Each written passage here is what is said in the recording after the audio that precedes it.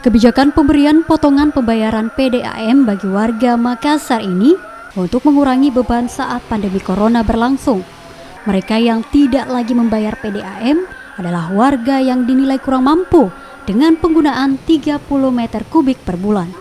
Penggratisan biaya PDAM ini akan mulai terhitung sejak bulan Mei, Juni, hingga Juli 2020.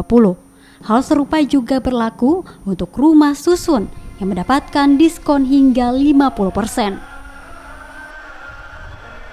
Selain kita menggratiskan itu pelanggan R1, R2, kita juga memberikan potongan 50% kepada pelanggan rumah susun.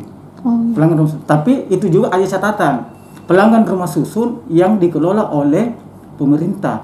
Karena rumah-rumah susun yang dikelola pemerintah ini termasuk juga penghuni itu adalah orang-orang yang berpenghasilan rendah. Makanya kita juga memberikan diskon 50% terhadap pembayaran setiap sampai dengan bulan Juli juga. Untuk